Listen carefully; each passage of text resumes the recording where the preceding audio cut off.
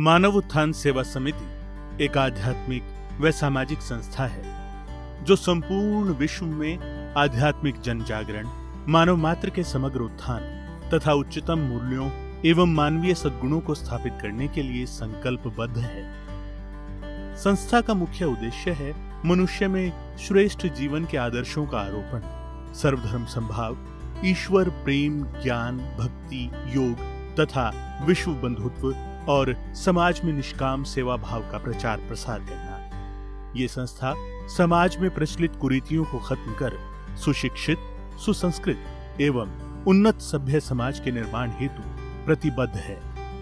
मानव धर्म के प्रणेता सद्गुरुदेव श्री सतपाल जी महाराज इस समिति के प्रेरक हैं, जिनकी प्रेरणा से समिति के हजारों सन्यासी साधु साध्वीगण न केवल भारत अपितु विदेशों में भी व्यापक स्तर पर बिना किसी जाति, संप्रदाय और भाषा आदि भेदभाव के मानव मात्र के हृदय में स्थित ज्योति स्वरूप सच्चिदानंद परमात्मा का व्यवहारिक बोध कराने के लिए निरंतर प्रयासरत हैं। और इस पावन उद्देश्य की पूर्ति हेतु ये साधुजन कभी घर घर जाकर छोटे स्तर पर आध्यात्मिक सत्संग और कभी विशाल स्तर पर सामूहिक सद्भावना संत सम्मेलनों का आयोजन करते हैं।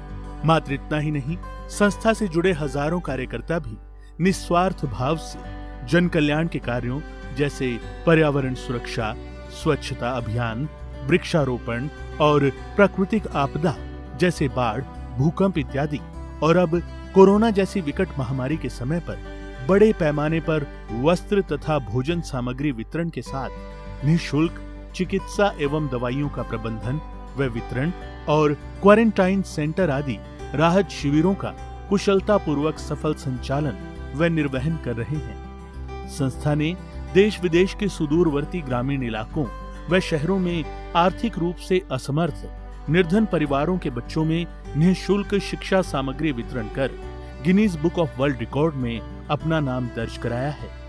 संस्था की तरफ से समाज सेवा का ये कार्य आज भी निरंतर जारी है।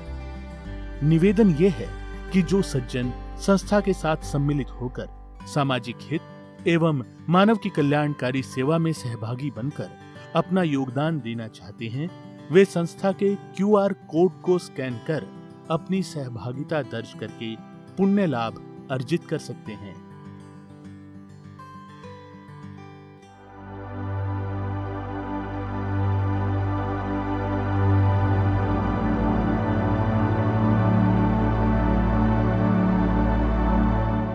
नमस्कार। मानव उत्थान सेवा समिति की तरफ से कार्यक्रम के सभी दर्शकों का हार्दिक स्वागत और हमारे फर्स्ट टाइम व्यूअर्स के लिए हमारी तरफ से फ्रेंडली ग्रीटिंग्स।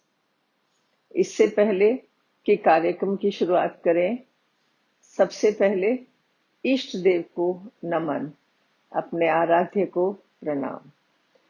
श्री सद्गुरुदेव चरण कमलेभ्यो नमः। Salutations to my master's lotus feet। आज के कार्यक्रम में बात करेंगे हमारी और आपकी, यानी कि हमारे परिचय की। अपने दैनिक जीवन में हम प्रायः देखते हैं दो शब्द बहुधा इस्तेमाल किए जाते हैं, आपका परिचय, योर इंट्रोडक्शन प्लीज, और इनके उत्तर में अपने समय, स्थिति और सुविधा के अनुसार जो कोई भी उत्तर दे दिया जाए, प्रायः प्रश्नकर्ता संतुष्ट हो जाता है। बड़ी व्यवहारिक बात है और व्यवहारिक दृष्टि से ठीक भी है। इससे हमारे व्यवहारिक कार्य संपन्न भी हो जाते हैं। तो फिर यह प्रश्न क्यों उठाया? यहां प्रश्न का अर्थ है कि हम थोड़ा विचार करें कि परिचय के लिए दिए गए हमारे उत्तर वास्तव में असत्य न होते हुए भी, गलत न होते हुए भी, क्या पूरी तरह सही है, उचित है? प्रश्न थोड़ा मुश्किल है, तो चलिए अतीत में इसका उत्तर खोजने की कोशिश करते हैं।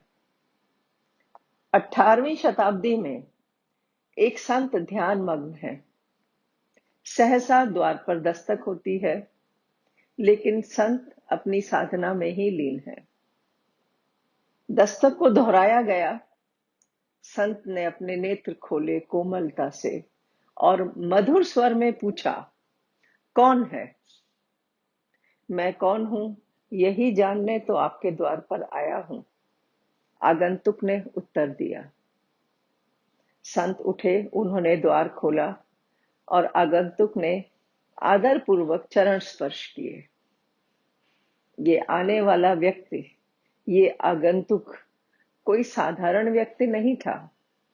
ये थे शिव भक्त ब्राह्मण परिवार से मूल शंकर, जो गुरु विरजानंद के शरण में आए अपना स्वयं का परिचय जानने के लिए। वास्तव में अपना परिचय जानना ये एक ऐसी यात्रा है जिसमें गंतव्य भी हम हैं, जिसमें साधन भी हम हैं और जो यात्री भी हम ही हैं। यानी कि it's like a journey by self to self through self. और इसके लिए आवश्यकता होती है ज्ञानी गुरु की। वरना जो उत्तर हम प्रायः देते हैं अपने परिचय के लिए, अपना नाम, अपना पता, पारिवारिक पृष्ठभूमि, अपनी योग्यता, एजुकेशनल क्वालिफिकेशन या कुछ और, ये सब तो मूल शंकर को भी पता थे। ऐसा इसमें क्या था जो उन्हें नहीं पता होगा? लेकिन फिर भी ये जानना उनके लिए पर्याप्त नहीं था। तभी तो वो गुरु विरजानंद जी की शरण में आए ना।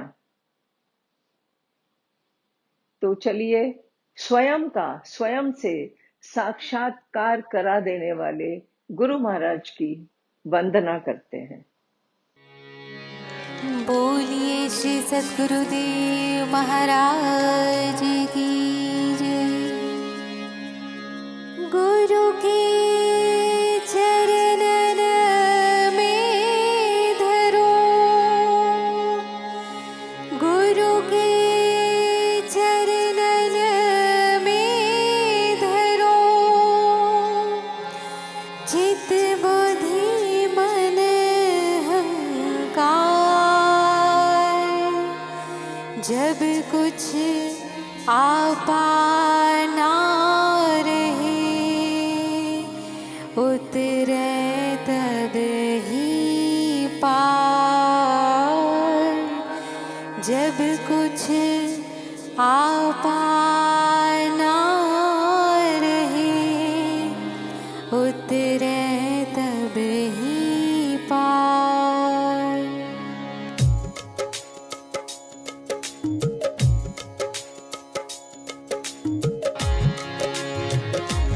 गुरु चरण कमल बलिहारी रे, गुरु चरण कमल बलिहारी रे, मेरे मन की दुविधा तारी रे, मेरे मन की दुविधा तारी रे।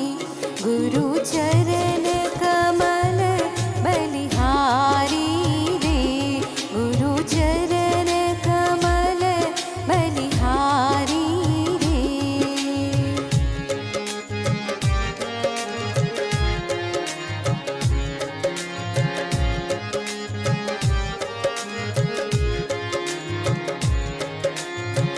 भव सागर में नीर अपारा, डूब रहा नहीं मिले किनारा। भव सागर में नीर अपारा, डूब रहा नहीं मिले किनारा। पल में लिया बारी रे, गुरु चरण कमल बलिहारी रे, गुरु चरण कमल बलिहारी रे।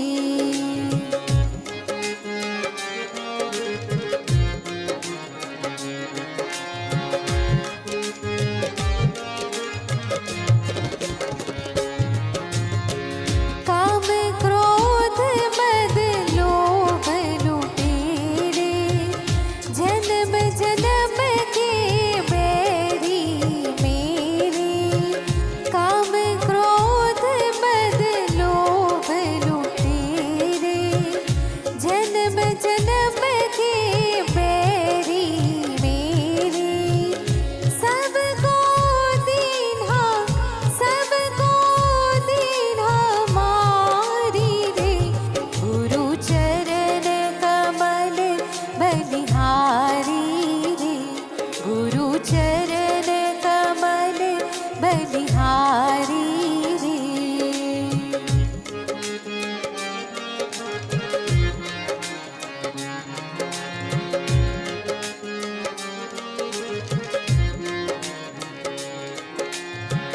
द्वैत भाव सब दूर कराया, पूर्ण ब्रह्म एक दर्शाया। द्वैत भाव सब दूर कराया, पूर्ण ब्रह्म एक दर्शाया। घट घट ज्योत, घट घट ज्योत निहारी रे। गुरु चरण कमल बलिहारी रे। गुरु चरण कमल बलिहारी रे।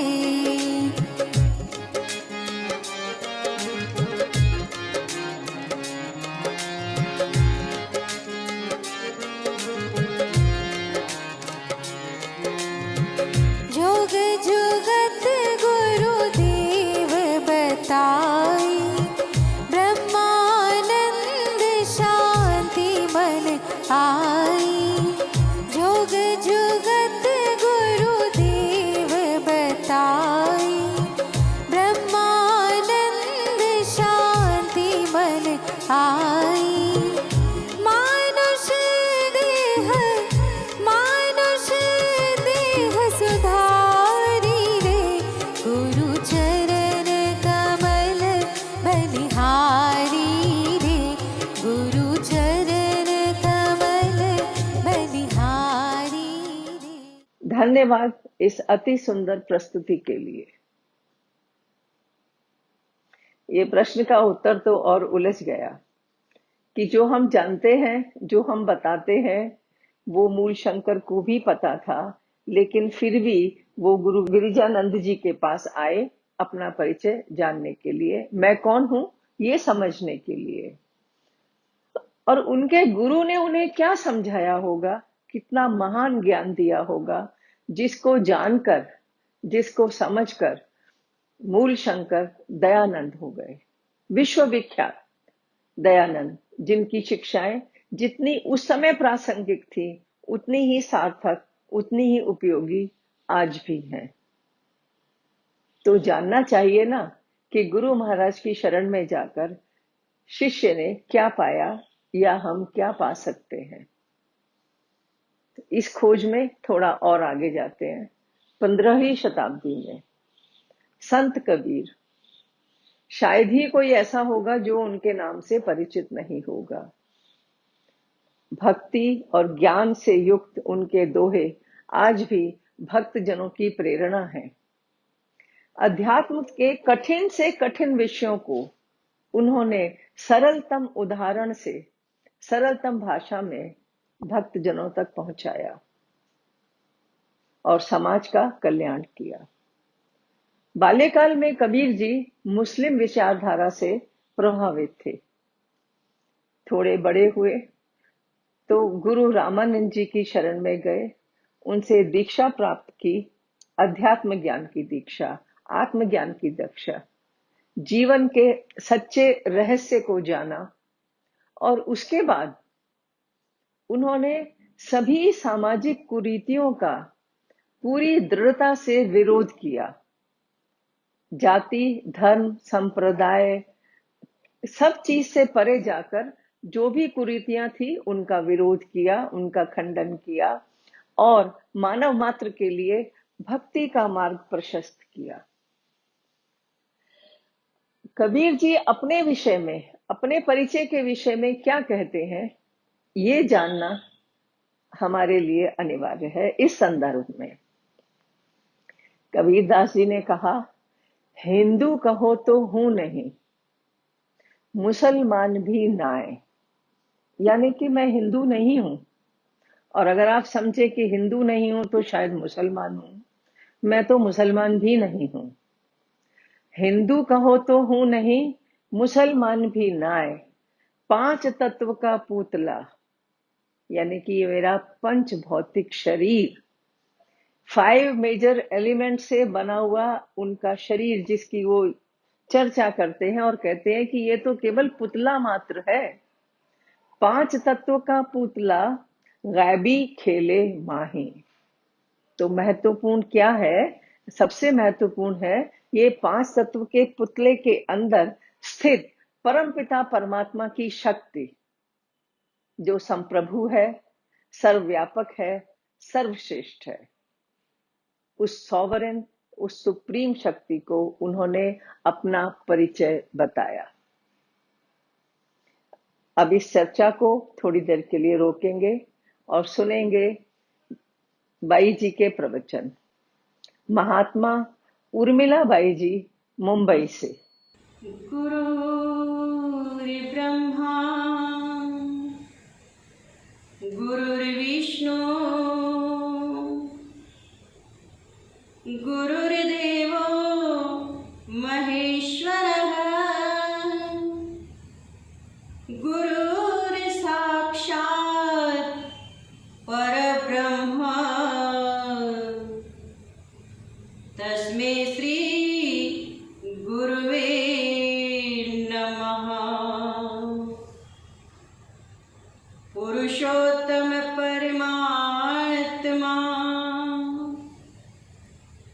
तुम पूर्ण जगदीश, आदि पुरुष सत गुरु तुम्हें नवाऊं शीश। बोले श्री सद्गुरुदेव महाराज की जय। आनंद कंद भगवान की जय। परमाराध्य जगत जननी श्री माता जी की जय। कृष्ण कन्हैया लाल की जय। सियापति रामचंद्र भगवान की जय। सभी महान पुरुषों की जय।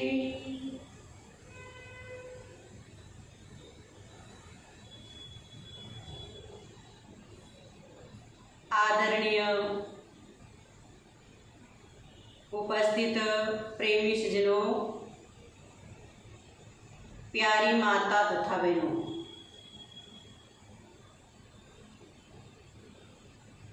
आज भगवान की बहुत बड़ी कृपा है, जो जीवन में सत्संग का लाभ मिल रहा है। सत्संग की महिमा हम शास्त्रों में सुनते हैं। सत्संग एक सुखों की खान है। कहते हैं सत्संग है मान सरोवर, सुखों की खान बंदे सत्संग से ही मिलते हैं, सचमुच भगवान बंदे। कहते सत्संग से सुख मिल जाता है और हर व्यक्ति देखिए अपने जीवन में सुख चाहता है। बच्चा हो, जवान हो, प्रौढ़ हो या वृद्ध हो, हर व्यक्ति सुख चाहता है। हम अभी सुन रहे थे कि सत्संग एक सुखों की खान है। आज व्यक्ति उसी सुख को देखे बाहर ढूंढता है।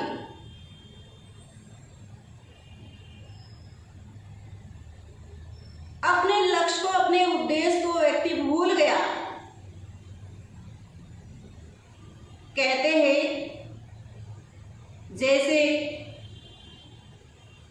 किसी ने एड्रेस दिया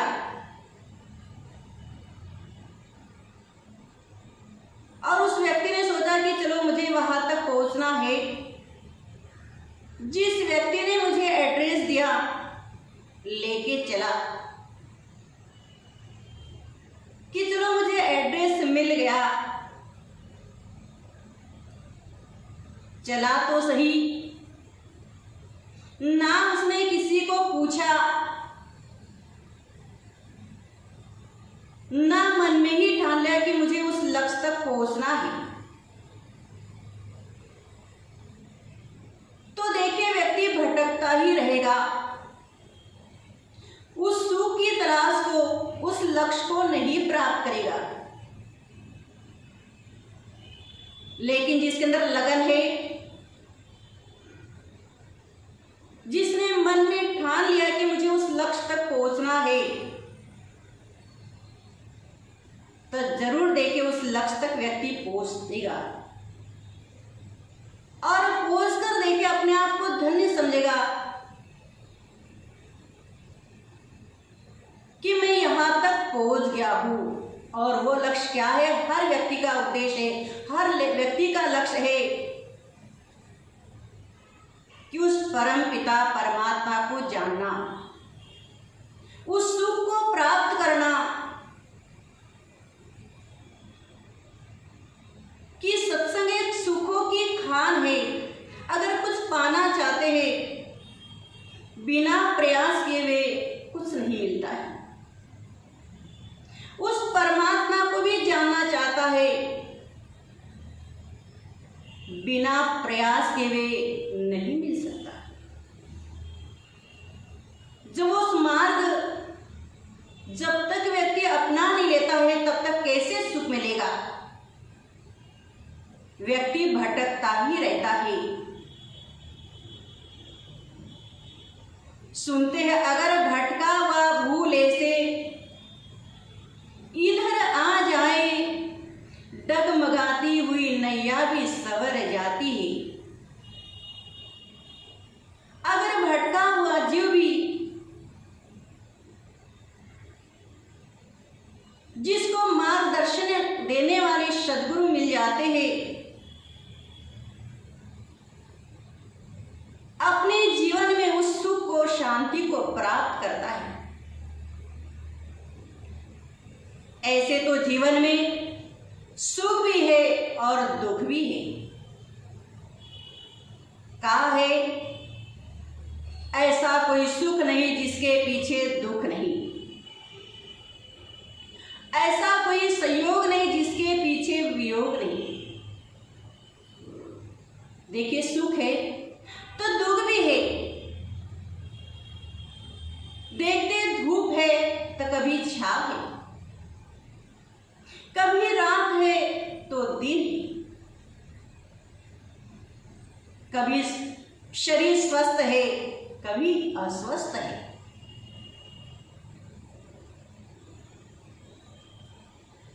ये चक्र तो चलता ही रहता है। लेकिन जिसने ठान लिया कि मुझे उस सत्य को जानना है, सत्य क्या है? भगवान का नाम है।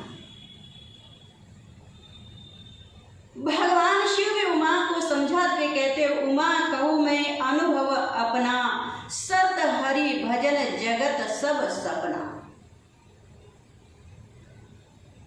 उस सत्य को न जानने के कारण ही उसके सामने स्वप्न के समान है। कि जैसे स्वप्न में व्यक्ति अच्छे अच्छे स्वप्न देखता है, नींद खुलते ही सोचता कि मैं कहाँ था, उस आनंद को प्राप्त कर रहा था। और कभी कभी ऐसे स्वप्न आते हैं, बड़ा दुखी हो जाता है, परेशान हो जाता है। यही एक माया का पसारा है। इसलिए किसी ने कहा, माया तुझ में तीन गुण, सुख दुख और संताप, शीतलता सपने में नहीं, फल फीका तनता। माया में सुख है लेकिन कुछ क्षण के लिए,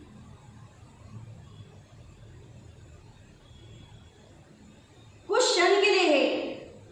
और वही देखे जो परमात्मा से जुड़ा है, जो सत्संग से जुड़ा है, यही कहता है कि अपने जीवन में उस सत्य को जान, परमात्मा को जान और अपने समय को, जीवन को, धन को अच्छे मार्ग में लगा। जैसे कि मुझे एक सेठ जी की कहानी याद आई। सेठ जी थे जिनके पास में बहुत धन था, बहुत धन था। एक दिन रात में स्वप्न में देखते हैं कि एक स्त्री घर से जा रही। तो सेठ जी ने कहा, देवी आप कौन हो और कहाँ जा रहे हो? देवी कहती है, सेठ जी मैं लक्ष्मी हूं। काफी दिनों से, काफी महीनों से, काफी वर्षों से आपके यहाँ रहती थी, लेकिन आपके यहाँ रहते रहते ऊब गई हूं। यहां से जा रही हूं, लेकिन जाने से पहले आपको कुछ देके जाना चाहती हूं, क्योंकि आपने इस धन को अच्छे काम में लगाया, असहाय की सहायता की, सज्जनों की सेवा की। इस धन को अच्छे काम में लगाया, इसलिए मैं कुछ देके जाना चाहती हूं। सेठ जी मन में सोचते हैं, मैं मांगू तो कुछ भी मांग सकता हूं, जिससे मेरे परिवार के लोग नाराज भी हो सकते हैं। देवी से कहते हैं, देवी मैं कल बता सकता हूं, क्योंकि मेरा बड़ा परिवार है। अपने बहू बेटे से पूछ कर ही मैं आपको बता सकता हूं। देवी कहते ठीक है। सुबह होते ही अपने बहू बेटे को बुलाया और ये अपनी बात है सामने रखी। सबसे बड़ी वाली बहू कहती है, पिताजी अगर वो देवी देना ही चाहती है तो हमारे अन्न के भंडार है भर दे।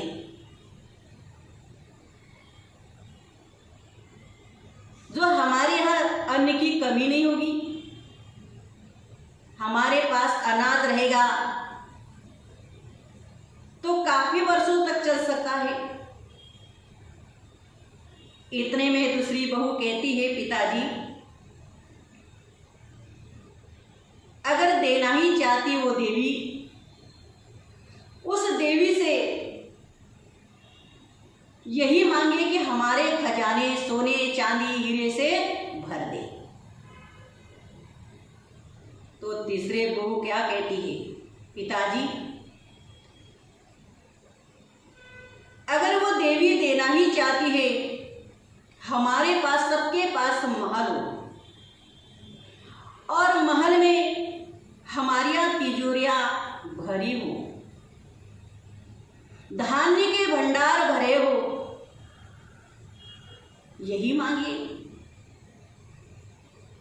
चौथी बहू कहती है, पिताजी हमने उस देवी से अन्न मांगे, धान्य से भरे हुए भंडार मांगे, हो सकता है कितने दिन तक चलेगा, खराब हो सकता है, कीड़े लग सकते हैं। अगर हमारे पास तिजोरी भरा हुआ धन है, हमारी आने वाली पीढ़ी है, उस धन के कारण अभिमानी बन सकती है। क्योंकि पिताजी आपने जो संस्कार डाले हम सब लोगों के ऊपर, और हमारे पास धन होगा तो हो सकता हम भी अभिमानी हो सकते हैं, या हमारी पीढ़ी है धन को प्राप्त करके गलत मार्ग पर भी चल सकती है। पिताजी अगर उस देवी से मांगना ही चाहते हैं तो ये मांगिए कि हमारे घर में साधु संत आते रहे, हमारे घर में सत्संग होता रहा, हमारे घर में अतिथियों का सत्कार होते रहा, हम उस संजनों की सेवा करते रहे, अतिथियों का आदर सत्कार होता रहा। यही देखिए उस देवी से मांगिए।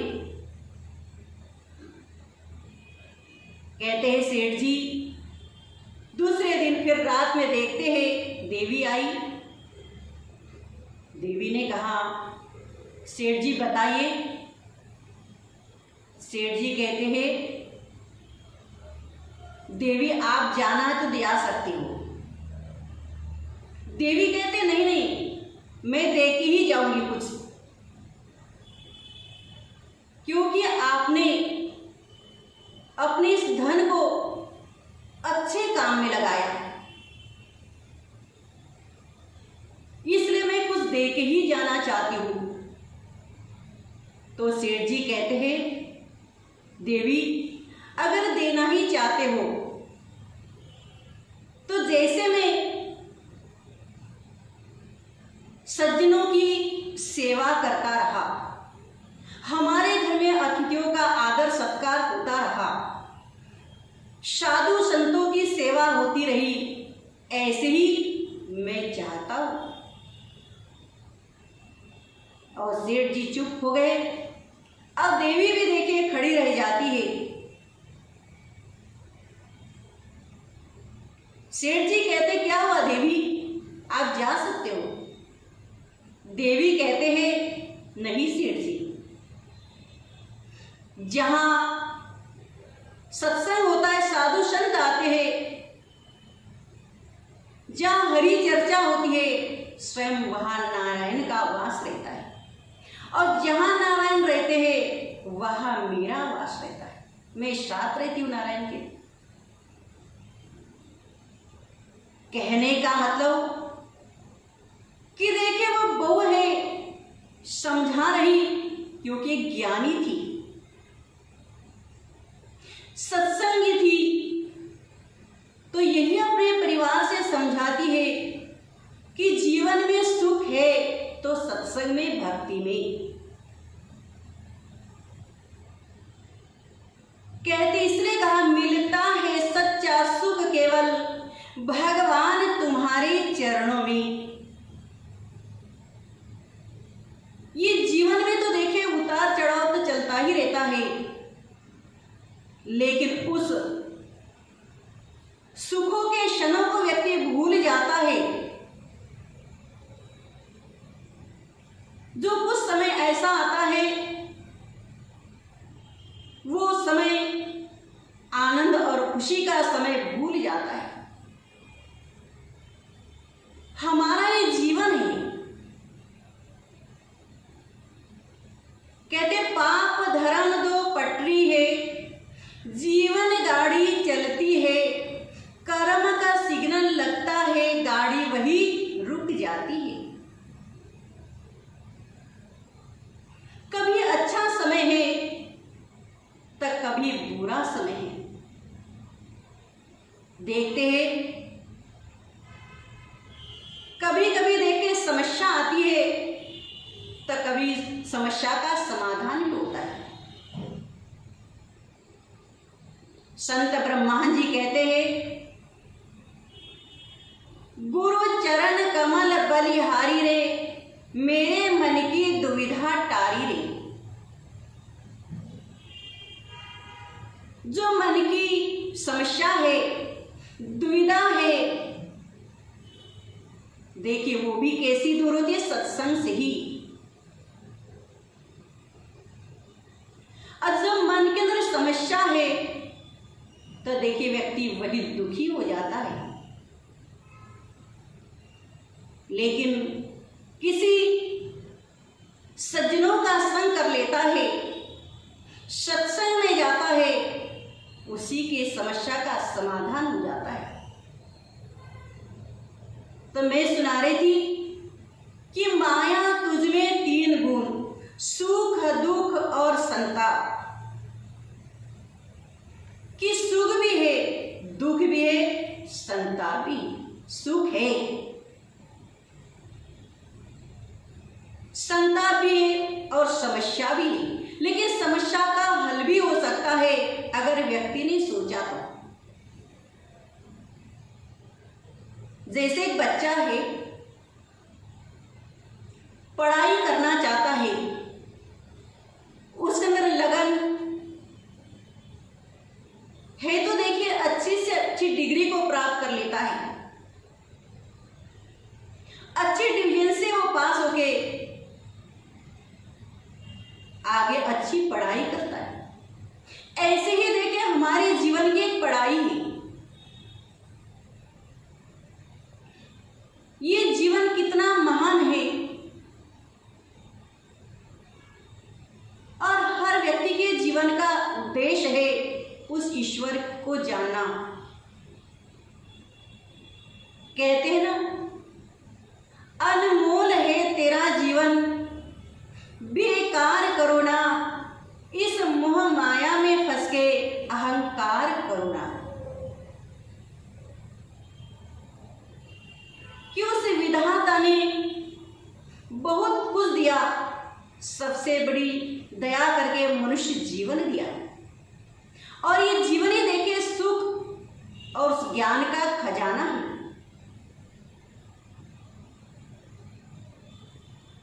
कहते हैं जैसा संग मिल जाता है वैसा ही व्यक्ति का जीवन बन जाता है। कहते हैं हर व्यक्ति के जीवन का कुछ ना कुछ ऐसा उद्देश्य होता है, नियम होता है। ऐसे ही देखिए कोई राजा थे जिन्होंने अपने जीवन में एक नियम बनाया, मेरे नगर में कोई साधु संत नहीं आए, ना मैं उनकी कोई बात मानूं ना सुनूं। होता क्या है, एक दिन देखे नगर में कई से साधु आते हैं और सत्संग सुना रहे, कुछ लोगों को इकट्ठा करके। लेकिन नगरवासियों को एक डर था, बेचारे डरते, सुनना तो चाहते हैं लेकिन एक डर। साधु महाराज ने देखा कि कुछ डरे हुए लग रहे हैं, तो पूछा। उन नगरवासियों ने साधु महाराज के सामने बात रखी।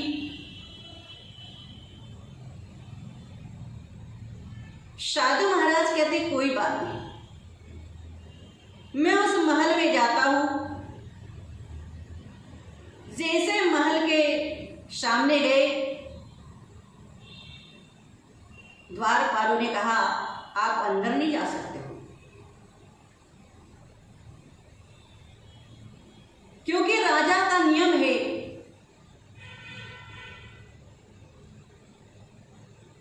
जो इस महल में ना कोई साधु संत आए, ना वो राजा बात सुनना चाहते हैं, ना कुछ देना चाहते हैं।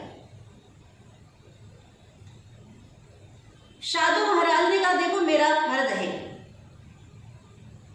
अंदर जाते हैं, राजा ने बहुत गुस्सा किया। 1 दिन हो गया, 2 दिन हो गया, 3 दिन हो गया, कुछ दिन बीते गए ऐसे ही, लेकिन साधु महाराज ने नहीं छोड़ा। एक दिन देखे राजा महल से निकले ही थे, महल से निकले ही थे तो साधु महाराज इतने में पहुंच गए। महल के द्वार के पास थे। साधु महाराज ने राजा के सामने अपनी झोली फैलाई। बड़ा गुस्सा आया राजा को, ये कैसा साधु है, रोज मैं गुस्सा करता हूँ, रोज मैं गुस्सा करता हूँ, कुछ देता नहीं हूँ, फिर भी ये आता है। राजा को गुस्सा आया, गुस्से में उठाई मिट्टी और साधु महाराज के झोली में डाल दी। साधु महाराज के झोली में डाल दी। साधु महाराज बड़े खुशी खुशी जा रहे। राजा को बड़ा आश्चर्य हुआ कि मैं साधु महाराज को रोज गुस्सा करके आया, कुछ दिया तो नहीं, और आज दी भी तो मिट्टी दी, फिर भी इतना खुश होते हुए जा रहे। कहा ठहरो साधु महाराज, ठहरो।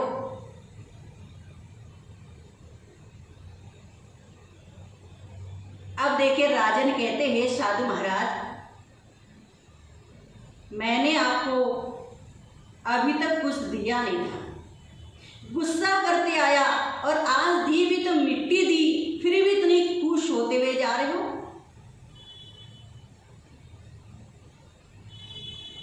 तो देखिए साधु महाराज कहते राजन, आपने अपने जीवन में नियम बनाया था। क्या बनाया था? कि मैं इन हाथों से किसी साधु संतों को नहीं दूंगा कुछ, ना उनकी मैं वाणी सुनूंगा। नियम बनाया था आपने, लेकिन आपने अपना नियम तोड़ दिया, क्योंकि आपने मुझे इन हाथों से मिट्टी दी, आज मिट्टी दी, कल सोना भी दे सकते हैं। देखिए सुनो, सत्संग वो चीज है, संगत वो चीज है, व्यक्ति को महान बना देती है। अच्छे संगत में जाओगे तो हमारा जीवन सुखमय बनेगा। अगर बुरे के संगत में जाओगे, गलत मार्ग पर चलने वाले के संगत में जाओगे, तो देखिए क्या वो सुख पाएगा? कभी जीवन में सुख नहीं प्राप्त कर सकता है। जीवन में दुख है, परेशानी है। तो सुख पाना चाहते हैं, कहीं बाहर नहीं सुख। कहते मने मिलावे राम से, मने करे भजित। आप अपने जीवन में अनुभव करते होंगे, यही मन देखे कभी कभी बड़ा परेशान करता है, दुखी हो जाता है। और कभी जब हम उस प्रभु की चर्चा सुनते हैं, उस प्रभु की महिमा सुनते हैं, यही मन सुख दिलाता है। तो कहाँ सुख है? परमात्मा के भक्ति में। आए हम अपने जीवन में, अगर उस सुख को चाहते हो, विचार करें। आप लोग देखते कभी व्यक्ति सोया है, कोई गहरी नींद में है, तो क्या कहते हैं? ये कितना सुखी है। तो किसी ने कहा है, जो सोने वाला सुखी है या सोने की चैन पहनने वाला सुखी है? विचार करें, कौन सुखी है? कि जिसने भगवान के उस नाम को जाना, भगवान की महिमा को जाना, भगवान की उस चर्चा को सुना। धन्य है वो व्यक्ति। कहते वो दिन गए अकारती, संगत भई ना सन, प्रेम बिना पशु जीवना, भक्ति बिना भगवान। वो व्यक्ति का जीवन धन्य है जिसने अपने समय को, धन को, मन को उस परमपिता परमात्मा के भक्ति में लगाया।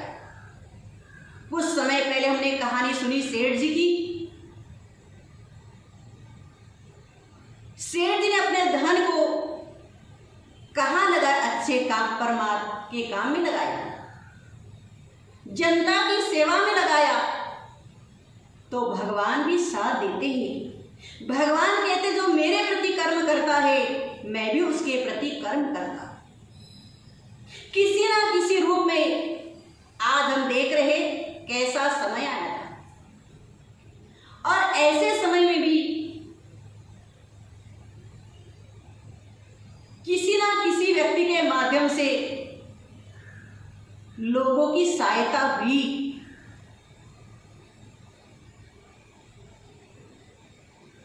किसी ना किसी माध्यम से सहायता हुई, तो कहने का मतलब ये जीवन में है उस ईश्वर को जानना, अपने जीवन में उस सुख को प्राप्त करना, और ये जीवन को ही धन्य करना है। तो ऐसे समय के सद्गुरु के शरण में जाएंगे,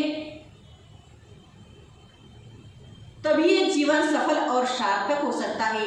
किसी ने कहा सफल हुआ है उन्हीं का जीवन जो तेरे चरणों में आ चुके हैं। किसका जीवन सफल है? आज हम शास्त्रों में पढ़ते हैं,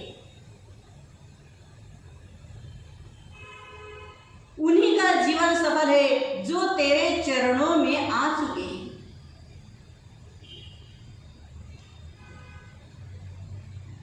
हम शबरी की कहानी सुनते हैं, प्रहलाद की कहानी सुनते हैं, मीरा की कहानी सुनते हैं।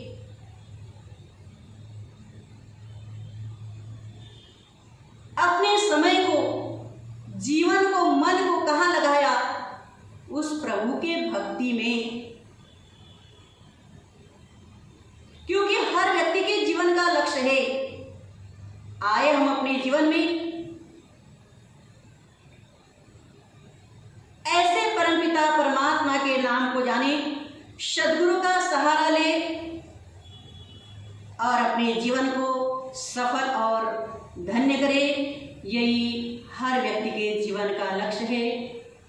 बोलिए आनंद कंद भगवान की जय।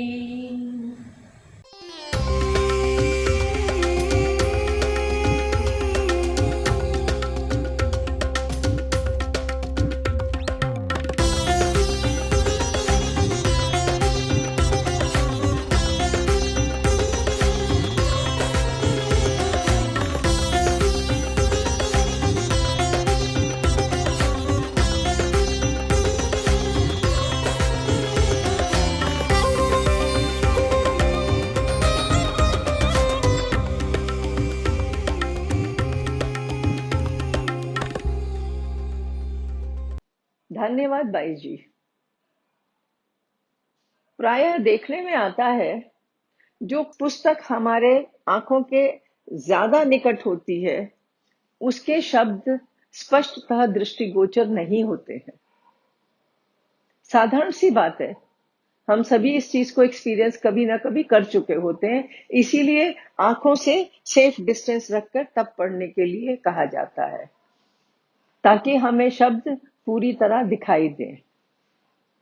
शायद यही कारण है कि हम गीत, संगीत, ज्ञान, विज्ञान, अंतरिक्ष, यहां तक कि सौर मंडल, सभी चीजों को हमने जान लिया। वो सब चीजें जो दूर हैं उन सबको हमने जान लिया, लेकिन हमारे हृदय में स्थित, हमारे अंतःकरण में स्थित परमपिता परमात्मा की वो सुप्रीम सॉवरन एनर्जी, उसको हम नहीं जान पाए। और यही अज्ञानता, यही आत्मज्ञान का अभाव, स्वयं से स्वयं का परिचय न होना, अपने आप को पूरी तरह सत्य सनातन स्वरूप में न जानना, यही हमारे दुखों का मूल कारण है। इसीलिए सभी धर्म ग्रंथ, सभी महापुरुष, सभी धर्मशास्त्र हमें अपने आप को जानने की प्रेरणा देते हैं। यहां तक कहा गया कि नाना शास्त्र पठेषु लोके नाना दैवित पूजितम आत्मज्ञान विना पार्थम सर्व कर्म निरर्थकम। हम कुछ भी कर लें लेकिन आत्मज्ञान के बराबर नहीं है, इसलिए आत्मज्ञान को तो जानना ही होगा। अब समय है एक सुंदर भक्तिभावपूर्ण भजन का। आइए भजन का आनंद लेते हैं।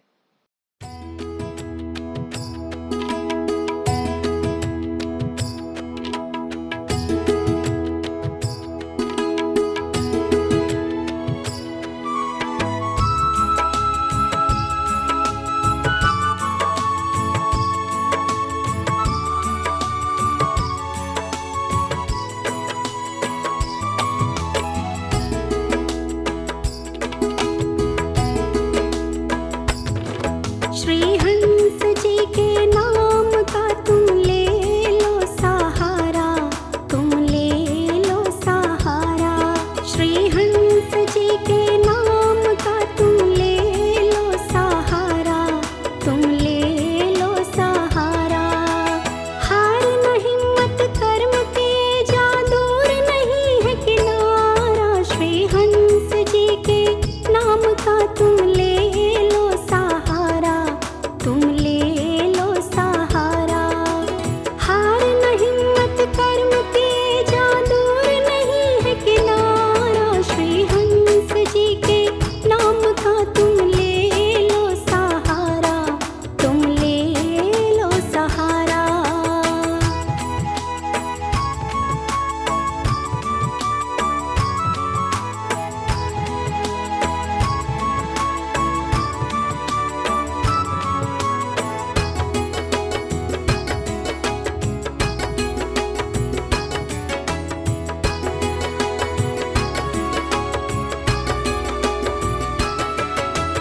त्याग तपस्या भक्ति सच्ची लगन जहाँ है, दूर नहीं है मंजिल एक दिन जीत वहाँ है। त्याग तपस्या भक्ति सच्ची लगन जहाँ है, दूर नहीं है मंजिल एक दिन जीत वहाँ है।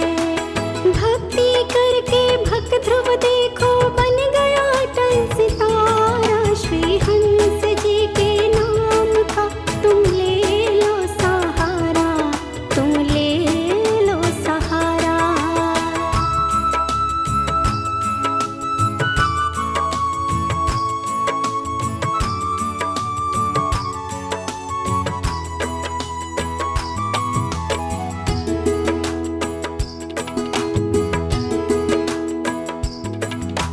चार वेद छह शास्त्र सब में है दर्शाया।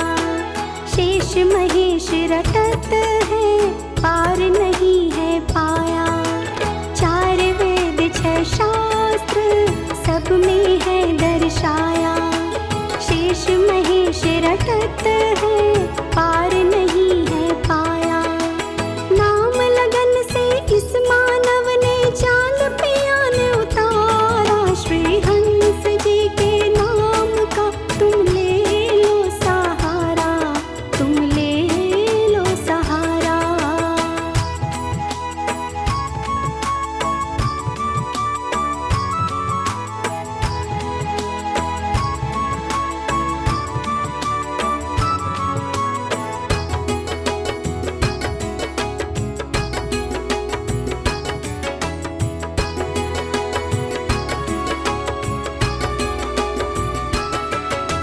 भक्ति की शक्ति से है भगवान बिहारे। सावित्री ने यम से पति के प्राण उबारे।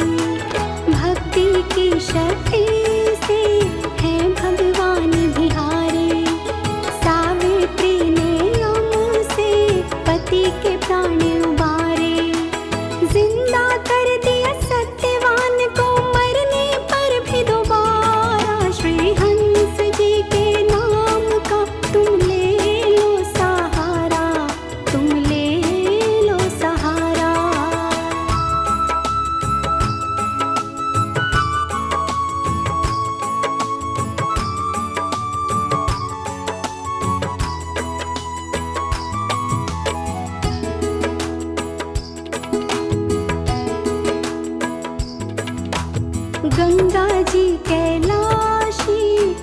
शंकर जटा समाई, लेकिन स्वर्ग से चल कर वह धरती पर आई। गंगा जी कैलाशी शंकर जटा समाई, लेकिन स्वर्ग से चल कर वह धरती पर आई। करके तपस्या लाई भगीरथ गंगा की जलधारा, श्री हंस जी के नाम का तुम ले लो सहारा, तुम ले लो सहारा। हार न हिम्मत कर्म तेजा, दूर नहीं है किनारा, श्री हंस जी के नाम का तुम ले लो सहारा, तुम ले लो सहारा। श्री हंस जी के नाम का तुम ले लो सहारा, तुम ले लो सहारा। हम सभी जानते हैं और बहुत अच्छी तरह जानते हैं, दैनिक जीवन में रोज देखते भी हैं, लेकिन शायद ध्यान नहीं देते। प्रत्येक रचनाकार अपनी किसी भी रचना में अपना नाम, अपनी पहचान, अपने सिग्नेचर कुछ ना कुछ ऐसा जरूर अंकित करता है, जिससे कि रचना को देखते ही रचनाकार का पता लग जाता है। कोई किताब हो, उसको देखिए, उस पे लिखा होगा लेखक और लेखक का नाम, written by so and so. कोई पेंटिंग देखिए, उस पर चित्रकार ने कहीं ना कहीं अपनी पहचान, अपना नाम कहीं छुपाकर या सामने लिखा होता है। और हम और आप, बात तो हमारे परिचय की थी। हम किसकी रचना है? परमपिता परमात्मा की। और मनुष्य को तो ईश्वर की सर्वश्रेष्ठ रचना होने का गौरव प्राप्त है। तो क्या उस सर्वश्रेष्ठ रचनाकार ने अपनी सर्वश्रेष्ठ रचना में कोई अपना पहचान, अपना नाम, अपने हस्ताक्षर कुछ नहीं दिया होगा? अवश्य दिया होगा। दर्पण में हम देखते हैं, हमारे अपना रिफ्लेक्शन आता है। वो जो हमारा प्रतिबिंब होता है, किस चीज का प्रतिबिंब है? सिर्फ शरीर का, कि शरीर तो सिर्फ पुतला मात्र है। तो जो हम वास्तव में हम हैं, जो हमारा सच्चा रूप है, उसको हम कैसे जानेंगे, उसको कैसे देखेंगे और वो क्या है? पहले तो हमें कन्विंस होना होगा ना कि वास्तव में है क्या। तो विचार कीजिए, बायोलॉजिकल पेरेंट्स की कुछ ना कुछ झलक बच्चे में दिखाई देती है। हम कहते हैं इस बच्चे का फोरहेड अपने पापा जैसा है, इस बच्चे का कॉम्प्लेक्शन, इसकी नोज अपनी मम्मा जैसी है। तो जब बायोलॉजिकल पेरेंट्स की कुछ ना कुछ छाप बच्चे में अवश्य दिखाई देती है, तो बताइए, हम सर्वश्रेष्ठ चेतन सत्ता, सुप्रीम सॉवरेन एनर्जी, हम तो उसकी संतान है। उसकी झलक कहाँ है? उसकी पहचान, उसके सिग्नेचर, उसका नाम, उसका रूप कहाँ है? वो भी हमारे अंदर छिपा है। हमें इसमें कोई संदेह नहीं करना चाहिए। उसका प्रकाश रूप, वो एनर्जी हमारे अंदर, हमारे अंतःकरण में निहित है, उसी में समाहित है। क्योंकि सबसे कीमती चीज है, तो उसको सबसे ज्यादा संभाल के रखा। उसको जानना, उसको पहचानना, यही हमारा कर्तव्य है। और ये इतना महान ज्ञान है, ये इतना कल्याणकारी ज्ञान है कि व्यक्ति का पूरा रूपांतरण हो जाता है। इस शक्ति को, इस परिचय को, परमपिता परमात्मा के पावन नाम को, उनके प्रकाश रूप को जिसने जाना, उसका रूप बदल गया। रत्नाकर ने जाना तो ऋषि वाल्मीकि के रूप में सम्मानित हुए। राजकुमार सिद्धार्थ ने जब जाना तो प्रबुद्ध चेतन महात्मा बुद्ध, भगवान बुद्ध कहलाए। नरेंद्र ने जाना तो विवेकानंद हो गए और धर्म की ध्वजा को न केवल भारत में, देश विदेश में सब जगह फहराया और देश का नाम ऊंचा किया। हम सभी जानते हैं भक्त मीराबाई वो तो राज परिवार में जन्मी थी, राज परिवार में उनका विवाह हुआ था, उनके पास तो किसी चीज की कमी नहीं थी। जिन सुख साधनों के लिए हम जीवन भर संघर्ष करते हैं, प्रयासरत रहते हैं, वो उन्हें स्वतः प्राप्त थे। राज दरबार में राजपुरोहित, ज्योतिषी, ज्ञानी, विद्वान सभी रहे होंगे और हीरे जवाहरात की तो कभी कोई कमी नहीं आई होगी मीराबाई को। लेकिन जब वो अपने गुरु रैदास जी से मिली, रविदास जी से मिली, तब उन्होंने कहा, पायो जी मैंने नाम रतन धन पायो। जीवन में किसी चीज को पाकर मीराबाई ने नहीं कहा कि हाँ मुझे ये चीज मिल गई, लेकिन नाम का अनमोल रत्न जब उन्हें मिला तो प्रसन्नता से झूम गई और उन्होंने कहा, पायो जी मैंने नाम रतन धन पायो। और ये नाम का रतन उन्हें मिला कैसे? वस्तु अमोलक दी मेरे सतगुरु, कृपा कर अपनायो। कि मेरे गुरु महाराज ने मुझे अपना बना लिया, अपनी शरण में ले लिया, मुझे स्वीकार किया और फिर मुझे वो अनमोल वस्तु दी। और गुरु कृपा से प्राप्त, गुरु की दया से प्राप्त उस वस्तु ने मीराबाई को असीम प्रसन्नता दी। अब सुनेंगे महात्मा जी का सारगर्भित भक्ति और ज्ञान से ओतप्रोत सत्संग प्रवचन। महात्मा जी सद्गुरुदेव श्री सतपाल जी महाराज जी के परम शिष्य हैं। उनसे दीक्षा पाकर उन्होंने साधना की और साधना के बल पर जो भी उनकी अनुभूतियां हैं, उपलब्धियां हैं, उनको अपने तक सीमित नहीं रखा, बल्कि वो जन जन में इसका प्रचार कर रहे हैं और इस प्रकार लोक कल्याण और समाज कल्याण में अपना योगदान दे रहे हैं।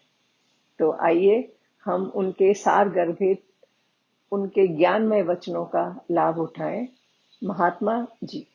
गुरुर्ब्रह्मा गुरुर्विष्णु गुरुर्देवो महेश्वरः, गुरुर्साक्षात् परब्रह्म तस्मै श्री गुरुवे नमः। मूकं करोति वाचालं पंगुमलंघयते गिरिं, यत्कृपातमहं वन्दे परमानन्दमाधवम्। सर्वमंगलमांगल्ये शिवे सर्वार्थसाधिके, शरण्ये त्र्यंबके गौरी नारायणी नमस्तुते। आत्मिक बंधुओं, प्यारी माताओं एवं बहनों,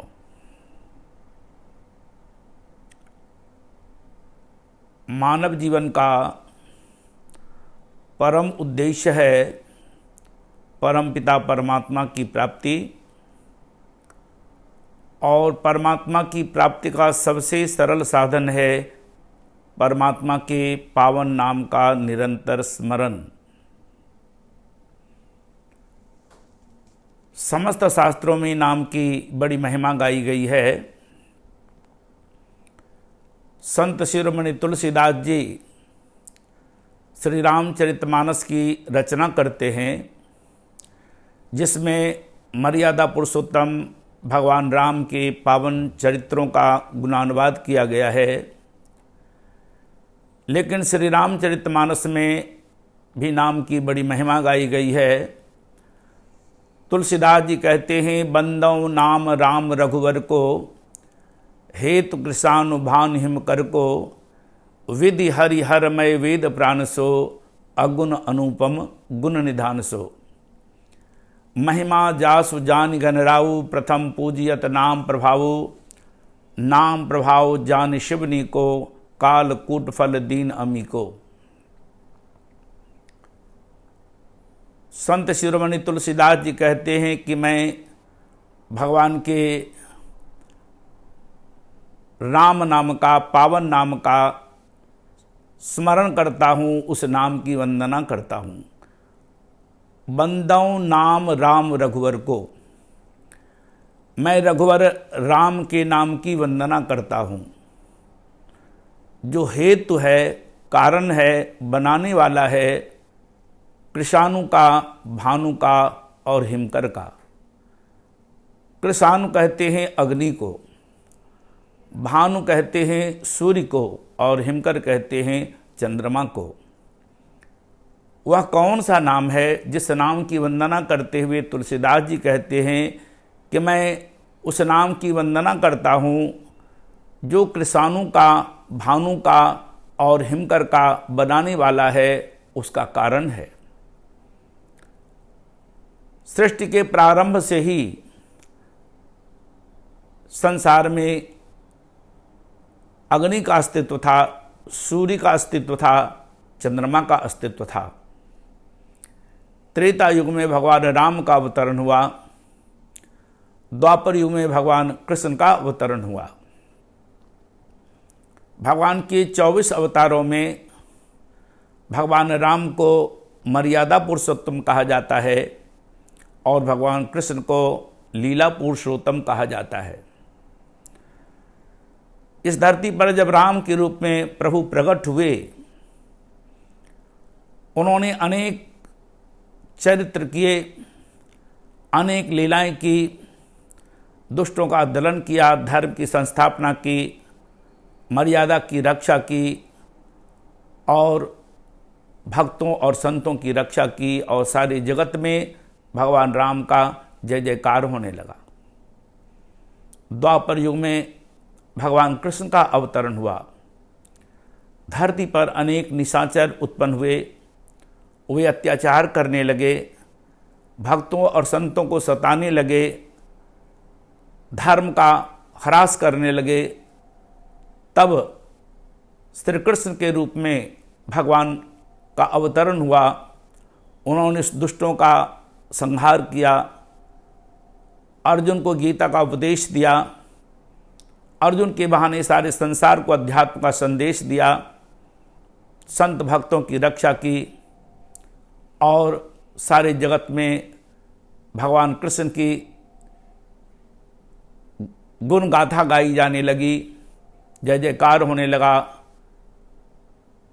सारी दुनिया के लोग कृष्ण कृष्ण जपने लगे। विचार ये करना है कि भगवान राम जब धरती पर अवतरित हुए,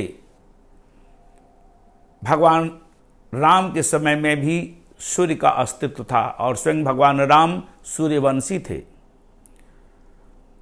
सूर्य के पुत्र मनु हुए और मनु के पुत्र इक्ष्वाकु हुए और वह परंपरा आगे बढ़ती रही और उसी सूर्यवंश में मनु से लगभग 63 पीढ़ी बाद में भगवान राम का अवतरण हुआ इस धरती पर। विचार ये करना है कि सतयुग के प्रारंभ में हजारों ऋषि मुनि थे। मनु महाराज ने कौन से नाम का स्मरण किया, किस नाम का स्मरण करते थे? अपनी अर्धांगिनी शतरूपा के साथ नैमिषारण्य तीर्थ में पहुंचकर पद्मासन लगाए ध्यान में दोनों पति पत्नी ध्यान मग्न थे और उनकी तपस्या को देखकर, उनकी साधना को देखकर, उनके भजन के प्रभाव से ब्रह्मा विष्णु और महेश त्रिदेव बार बार आए, वरदान मांगो, वरदान मांगो, वरदान मांगो। लेकिन परम धीर मनु और शत्रुपा ने ध्यान से आंखें नहीं खोली। विचार ये करना है कि भगवान राम से 63 पीढ़ी पहले जब धरती पर राम अवतार नहीं हुआ था तो मनु महाराज क्या नाम का स्मरण करते थे? वह कौन सा नाम था? द्वापर युग में भगवान कृष्ण का अवतरण हुआ। द्वापर युग से पहले सतयुग था, द्वापर युग से पहले प्रारंभ में, सृष्टि के प्रारंभ में सतयुग था, सतयुग के बाद त्रेता आया, त्रेता के बाद द्वापर आया, तीसरे युग में, द्वापर युग में भगवान कृष्ण का अवतरण हुआ। भगवान कृष्ण के अवतरण होने से पहले त्रेता में भी बहुत सारे भक्त थे, और त्रेता से पहले सतयुग के प्रारंभ से लेकर त्रेता युग के बीच में 88,000 ऋषि मुनि थे।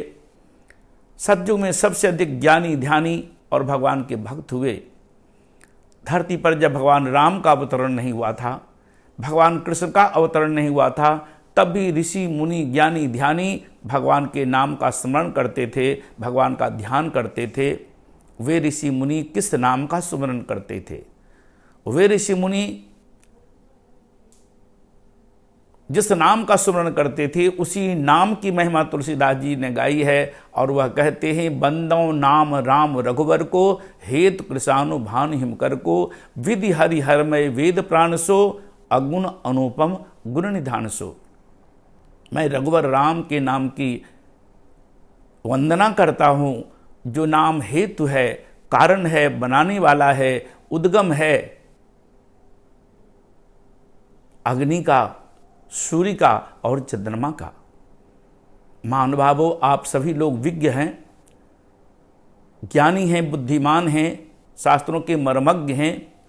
विचार ये करना है कि तुलसीदास जी कहते हैं, वह नाम विधि हरि हर मय वेद प्राण सो। वह नाम अपने आप में ही ब्रह्मा विष्णु महेशमय है। वह नाम ब्रह्मा विष्णु महेश और वेदों का भी प्राण है। यद्यपि वह नाम अगुण है, लेकिन सारे गुणों का वह निधान है।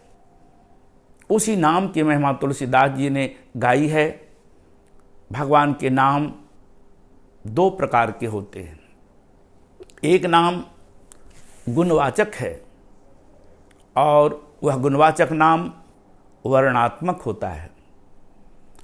और दूसरा नाम जो भगवान का वास्तविक नाम है, वह ध्वन्यात्मक है, वह वर्णातीत है, वाणी से, भाषा से वह परे है।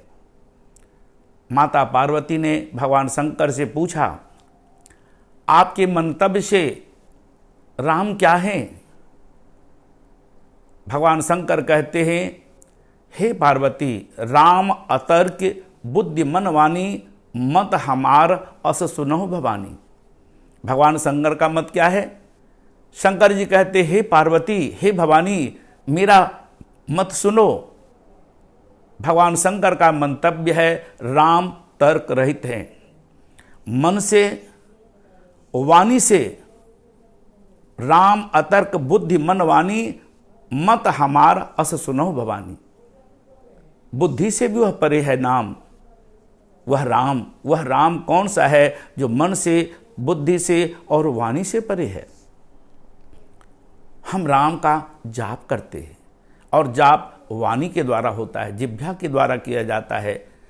ओठ और जीभ की सहायता से इन नामों का जाप किया जाता है। ये नाम वर्णात्मक हैं। हम ये नहीं कह रहे हैं कि भगवान का नाम राम नहीं है। भगवान का नाम राम है, भगवान का नाम विष्णु है, भगवान का नाम शंकर है, भगवान का नाम शिव है, भगवान का नाम हरि है, हरिहर है, कृष्ण है, माधव है, गोविंद हैं। हजारों नाम हैं भगवान के, लेकिन ये सभी नाम गुणवाचक हैं। ऋषि मुनियों ने ध्यान किया उस परमपिता परमात्मा के स्वरूप का, और ध्यान के अंदर उन्हें अनुभव हुआ, जिस परमात्मा का मैं ध्यान कर रहा हूँ, वह परमात्मा सब में रमन कर रहा है। और जो सब में रमन करता है, उसी रमने वाले नाम को गुणवाचक नाम में राम कहा गया। जब वशिष्ठ महाराज दशरथ जी के कहने पर नामकरण करने के लिए आए, राजा दशरथ के चारों पुत्रों का, जो धरती पर भगवान का अवतार हुआ था, रामावतार, तो भगवान राम सबसे ज्येष्ठ भ्राता थे। उनके बाद भरत थे, फिर लक्ष्मण थे, फिर शत्रुघ्न थे। तुलसीदास जी वर्णन करते हैं कि वो कहते हैं इनके नाम तो अनेक हैं, लेकिन अपने विचार से, अपने अनुभव से वशिष्ठ कहते हैं कि मैं इनका नाम राम रखता हूँ। नाम क्यों रखा राम? तो कहते हैं जो आनंद सिंधु सुख राशि, सीकर ते त्रैलोक्य सुपासी, सो सुख धाम राम असनामा, त्रिविध लोक दायक विश्रामा। जो आनंद का सिंधु है और कण से लेकर सारे त्रिलोक में जो व्याप्त है, मैं आपके ऐसे पुत्र का नाम राम रखता हूँ। नाम रखने से पहले गुणों का वखान किया गया और जो शरीर प्रकट हुआ भगवान का, उसे उन्होंने कहा इनका नाम मैं राम रखता हूँ। लक्ष्मण नाम रखा गया अन्य पुत्रों का, भरत नाम रखा गया, शत्रुघ्न नाम रखा गया। चारों पुत्रों के गुणों का बखान करके इनमें क्या गुण है और क्यों मैं ऐसा नाम रख रहा हूँ। विश्व भरण पोषण जो करई, ताकर नाम भरत अस अहई। जो विश्व का भरण पोषण करने वाले हैं, आप कैसे पुत्र का नाम भरत होगा, भरत में रखता हूं, ऐसा दशरथ जी महाराज कहते हैं। जाके सुमरन ते रिपुनासा, नाम शत्रुघ्न वेद प्रकाशा। जिनके स्मरण मात्र से शत्रुओं का नाश हो जाएगा, शत्रु मिट जाएंगे, आपके ऐसे पुत्र का नाम मैं शत्रुघ्न रखता हूं। लक्षण धाम राम प्रिय सकल जगत आधार। जो सारे शुभ गुणों के लक्षण हैं, शुभ लक्षणों के आधार है, शुभ गुणों के भंडार हैं, आपके ऐसे पुत्र का नाम लक्ष्मण नाम उदार। ऐसे आपके पुत्र का नाम लक्षण धाम राम प्रिय सकल जगत आधार, गुरु वशिष्ठ तेहि राखेऊ लक्ष्मण नाम उदार। गुणों का वखान करके नाम रखा गया और ये भगवान के नाम गुणवाचक नाम है। सब में रमन कर रहे हैं प्रभु, रमणी वाले प्रभु को राम कहा गया, गुणवाचक शब्दों में नामकरण किया गया और वह नाम राम रखा गया।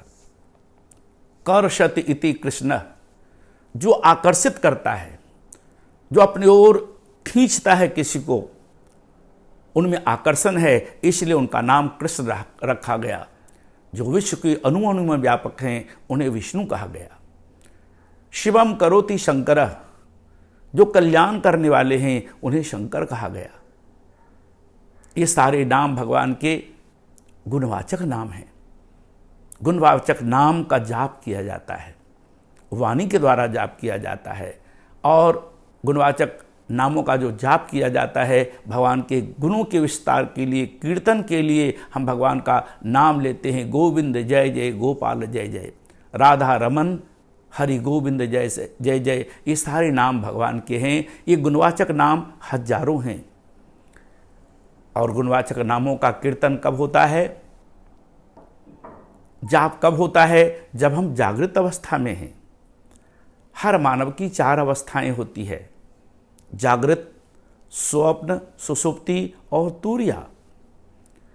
जागृत अवस्था में जप किया जाता है, तप किया जाता है, व्रत किया जाता है, उपवास किया जाता है, यज्ञ किया जाता है, हवन किया जाता है, तीर्थयाटन किया जाता है, रामायण गीता भागवत शास्त्रों का स्वाध्याय किया जाता है।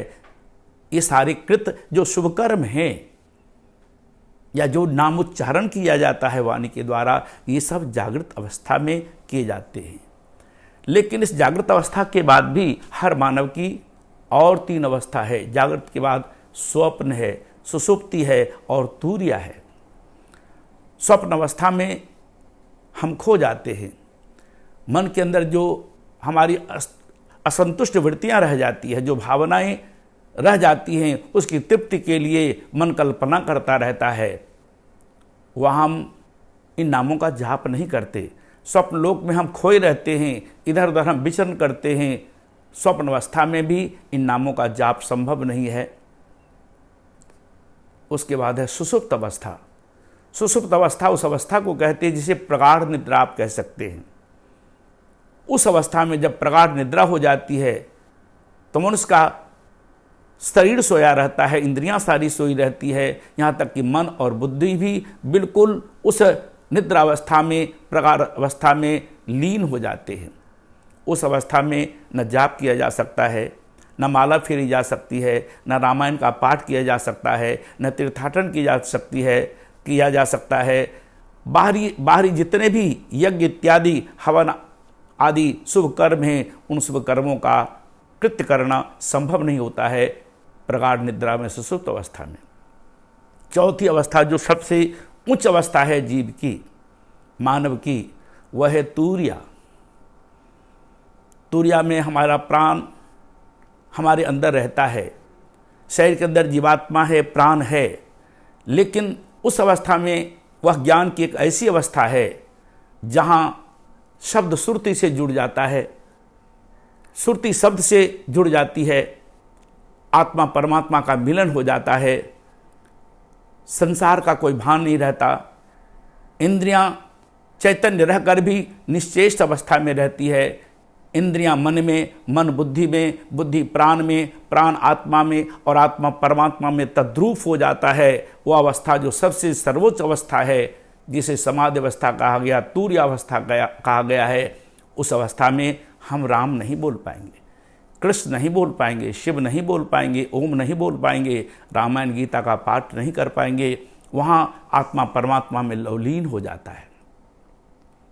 कहने का मेरा तात्पर्य, हम राम कहने के लिए विरोध नहीं कर रहे हैं, हम समझने के लिए कह रहे हैं कि गीता के अंदर श्री कृष्ण अर्जुन को युद्ध करने की बात कर रहे हैं।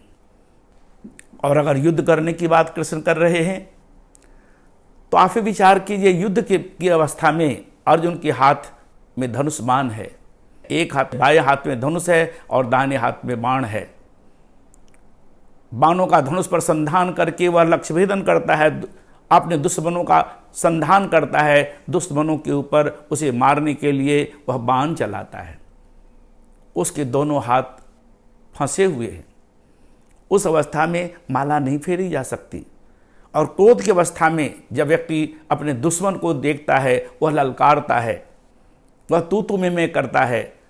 कई बार कर्ण और अर्जुन आमने सामने होते थे, एक दूसरे को धमकाते हुए कहते थे, खड़ा रह, मैं तुम्हें भी मारता हूँ, मैं तुम्हें भी मारता हूँ। उस अवस्था में विचार कीजिए, जब वह कह रहा मैं तुम्हारा संहार करूँगा, मैं तुम्हें मारूंगा, उस वक्त राम नहीं बोला जाएगा, कृष्ण नहीं बोला जाएगा, शिव नहीं बोला जाएगा, ओम नहीं बोला जाएगा। वह क्रोधावस्था में उसकी वृत्तियाँ बहिर्मुखी हो रखी है, उसके प्राण अपान विषम हो गए हैं। उस अवस्था में वह भगवान को भूला हुआ है। लेकिन कृष्ण कहते हैं, अर्जुन तस्मात् सर्वेषु कालेषु माम अनुस्मर युद्ध च मैं अर्पित मनोबुद्धि मामे बस्य संशयम। विचित्र बात है, अर्जुन युद्ध करने के लिए उतारू है और भगवान कहते हैं युद्ध तो करो, लेकिन कहते हैं तस्मात् सर्वेषु कालेषु माम अनुस्मर युद्ध च, युद्ध करो लेकिन तुम हर समय में, हर अवस्था में निरंतर मेरा स्मरण करो। माम अनुस्मर, एक शब्द है स्मर, स्मरण का अपभ्रंश है सुमरन। स्मरण का अर्थ होता है याद करना। याद करने के लिए माला फेरने की जरूरत नहीं होती है, याद करने के लिए एक पांव पर खड़े रहने की जरूरत नहीं होती है, किसी याद करने के लिए मंत्रोच्चारण करने की आवश्यकता नहीं होती है, याद मन से किया जाता है। भगवान कहते अपने मन को और अपनी बुद्धि को तुम मुझ में एकाग्र कर दो। तस्मात् सर्वेषु कालेषु माम अनुस्मर युद्ध च मैं अर्पित मनोबुद्धि, मुझ में ही मन और बुद्धि को अर्पित करके तू युद्ध करता हुआ भी निरंतर मेरा सुमरन कर। वो निरंतर सुमरन क्या है? बाह्य नामों का उच्चारण जागृत अवस्था में जब हम काम नहीं करते होते हैं, बैठकर हम कीर्तन करते रहते हैं, बैठ करके हम जाप करते रहते हैं, लेकिन भगवान कहते युद्ध करते हुए भी तू निरंतर मेरा स्मरण कर। निरंतर से तात्पर्य जिसमें कोई अंतर नहीं हो। चार अवस्थाओं में भी निरंतर किस नाम का स्मरण हो सकता है? एक है नाम का जाप करना और एक है नाम का स्मरण करना। जितने भी हम गुणवाचक नाम बोलते हैं उसका जाप होता है जिह्वा के द्वारा, वाणी की सहायता से, ओठ की सहायता से, दांत की सहायता से जिन मंत्रों का, नामों का उच्चारण होता है वह नाम का जाप कहलाता है। लेकिन दूसरा है नाम का सुमरन। सुमरन में स्तुति को जोड़ना पड़ता है, नाम में स्तुति को जोड़ना पड़ता है। शब्द के साथ अपनी स्तुति को, अपने मन को हम कैसे जोड़ें, वो नाम कौन सा है, उस नाम को जानना अत्यंत आवश्यक है। भगवान राम के परम भक्त हनुमान जी हुए। भगवान राम के भक्त हनुमान जी हुए। जब राम रावण का युद्ध चल रहा था, उस वक्त भी भगवान राम की तरफ से हनुमान जी युद्ध कर रहे थे। बैठ करके कीर्तन करना, भगवान का गुणानुवाद करना, भगवान का वंदन करना, वो अलग बातें हैं। लेकिन वो कौन सा नाम है, ना से रोग हरे सब पीड़ा जपत निरंतर हनुमत वीरा। उस नाम का स्मरण करने से सारे रोगों का नाश हो जाता है, सारी पीड़ाएं मिट जाती है। और वो नाम हनुमान वीर जो हैं, वह निरंतर उसका स्मरण करते रहते। वो निरंतर शब्द है वहाँ। वो कौन सा नाम है जिसका जाप, जिसका सुमरन निरंतर किया जाए। उस नाम को हमें जानना चाहिए। उसी नाम को हनुमान जी ने भगवान राम की कृपा से जाना था। अर्जुन तो चारों वेदों का विद्वान था, मंत्रोच्चारण करने वाला था, यज्ञ करता था, दान देने वाला था, वेदों का स्वाध्याय करने वाला था। दो गुरुओं से उसने पहले शस्त्र और शास्त्रों का स्वाध्याय किया था। गुरु द्रोण तो बाद में आए। गुरु कृपाचार्य भी ऋषि थे और द्रोणाचार्य भी ऋषि थे। दोनों से शस्त्र शास्त्रों का स्वाध्याय किया था, उसकी साधना सीखी थी। लेकिन उसके बाद भी अर्जुन का मन अशांत रहता था। अर्जुन शोक ग्रसित हो जाता था, अर्जुन शोक संतप्त हो जाता था। और भगवान अर्जुन से कहते, अर्जुन तू निरंतर मेरा स्मरण कर, युद्ध नहीं छोड़ना है तुम्हें। तस्मात् सर्वेषु कालेषु माम अनुस्मर युद्ध च मैं अर्पित मनोबुद्धि मामे वश्य संशयम। भगवान कहते इसलिए अर्जुन तुम युद्ध तो करो, लेकिन युद्ध करते हुए माम अनुस्मर। अनुस्मर से तात्पर्य अंतर जगत में, हृदय के अंदर, मन के अंदर स्मरण करना, याद करना, जिह्वा के द्वारा नहीं। 5 ज्ञानेंद्रियां हैं, 5 कर्मेंद्रियां हैं। आप लोग सब पढ़े लिखे हैं, समझदार हैं, शास्त्रों के मर्मज्ञ हैं, विद्वान हैं। आप ही विचार कीजिए, 10 इंद्रियों में किसी इंद्रिय का काम स्मरण करना है क्या?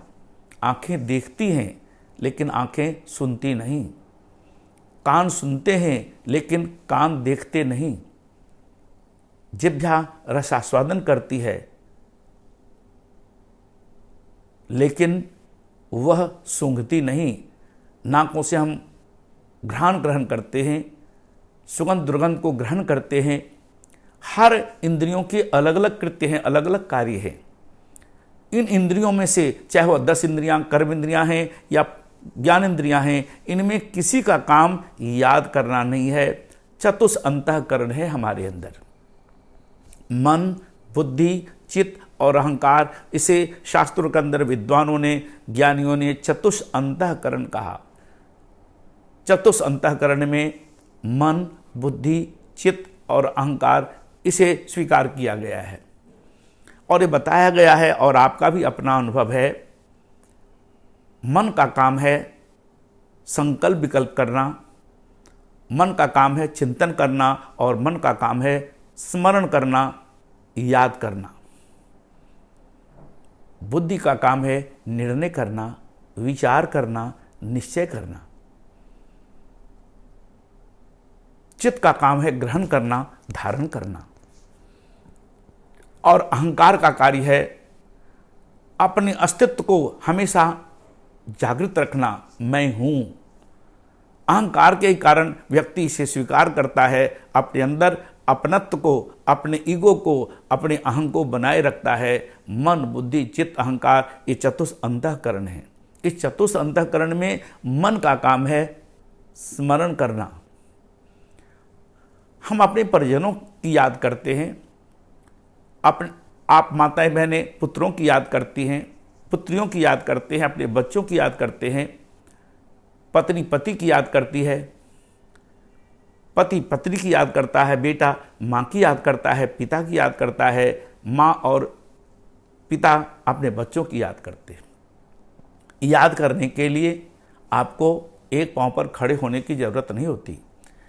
अपने उन सगे संबंधियों को, प्रियजनों को याद करने के लिए आपको किसी तंत्र मंत्रों के जाप करने की जरूरत नहीं पड़ती, यज्ञ हवन करने की जरूरत नहीं पड़ती। आप काम करते हुए भी अपने मन को अपने उन प्रियजनों से जोड़ देते, आपका मन उससे जुड़ जाता है और मन याद करता रहता है।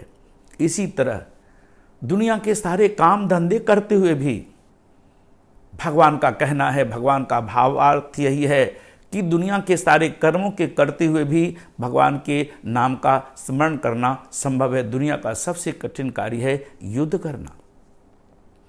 जब युद्ध करते हुए भी भगवान कहते हैं निरंतर सुमरण करो, तो किसान हल चलाता हुआ भी निरंतर सुमरण कर सकता है।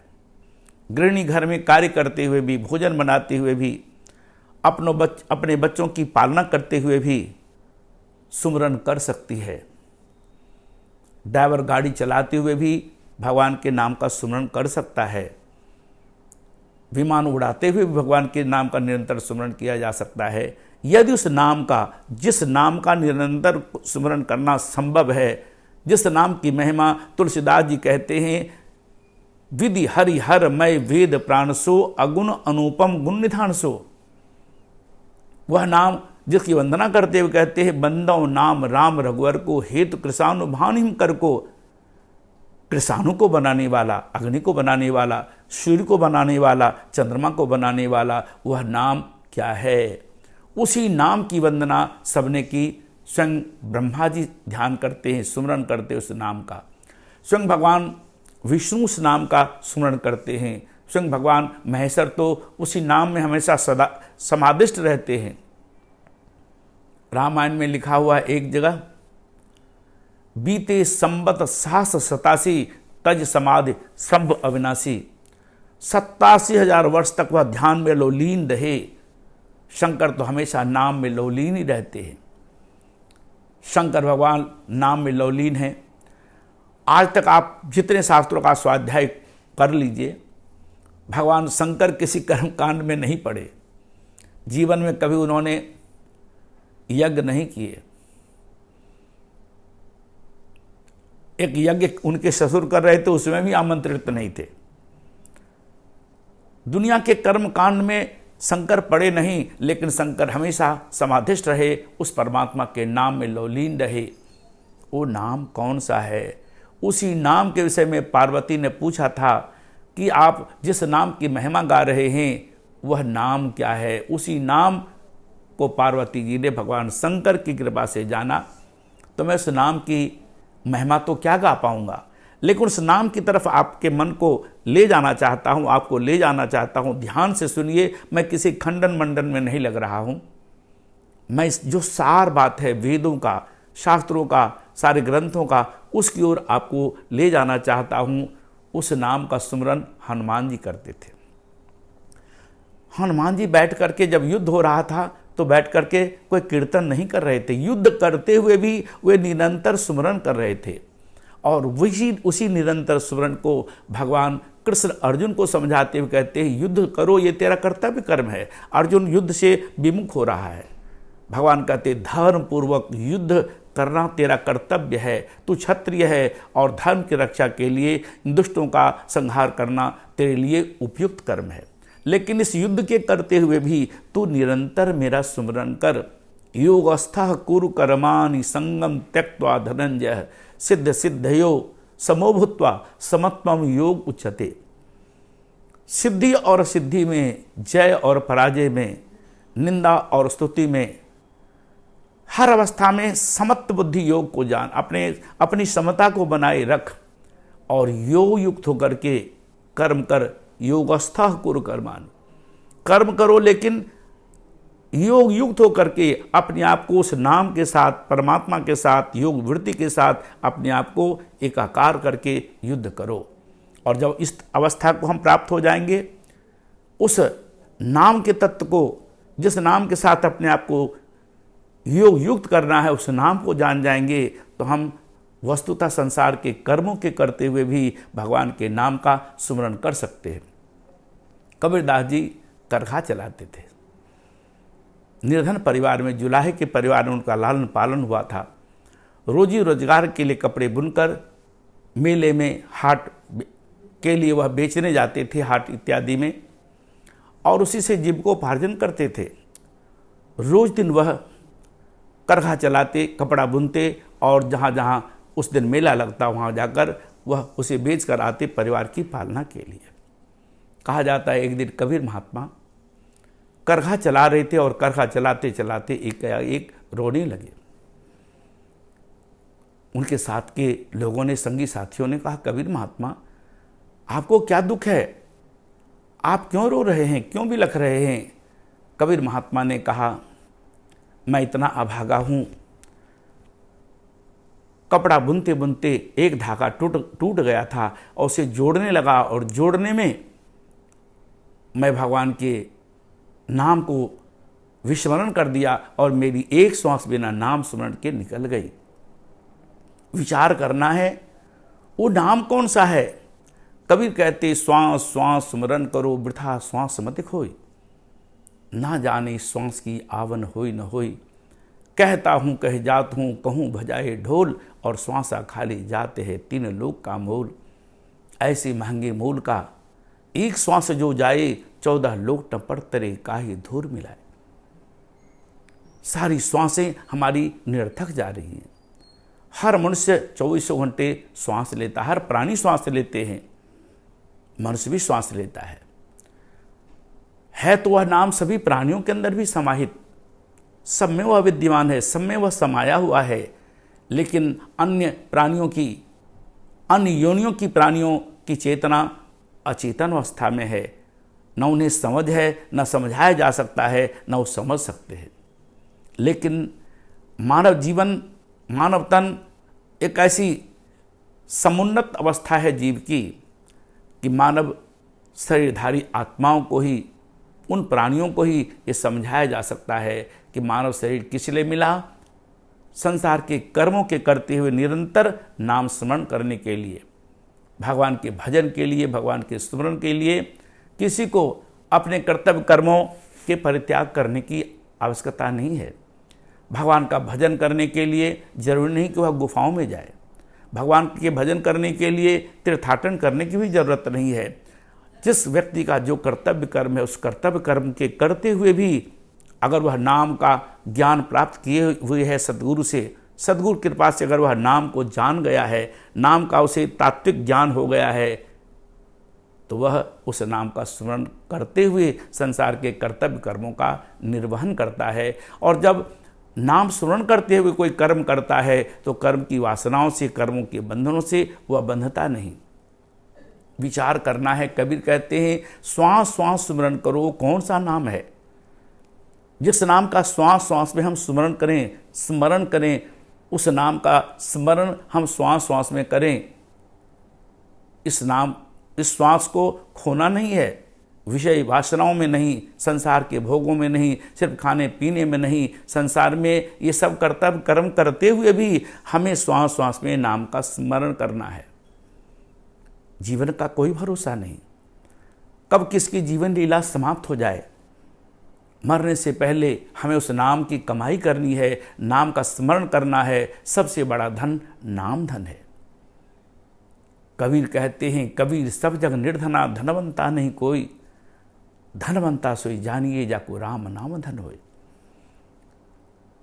संसार का धन राजा महाराजाओं के पास है, सेठ साहूकारों के पास है, लेकिन ये सारे संसार के जो धन हैं एक दिन नाश को प्राप्त होने वाले हैं। ये धन अविनाशी धन नहीं है। पाप की कमाई से भी संसार के धन को जोड़ा जा सकता है, चोरी करके, हेरा फेरी करके भी इस संसार के धन को संग्रह किया जा सकता है, लेकिन ये धन सुख देने वाला नहीं है, शांति देने वाला नहीं है। ये धन तो और अशांत करने वाला है। वो नाम धन सच्चा धन है, नाम धन अविनाशी धन है, इस संसार में भी काम आने वाला धन है। और जब संसार को छोड़कर हम जाएंगे तब भी वो नाम हमारे जीवन में काम आने वाला है, परलोक का भी सुधार करने वाला है। इसलिए उस नाम को जानकर हमें नाम का स्मरण करना चाहिए। यही मानव जीवन का सार है।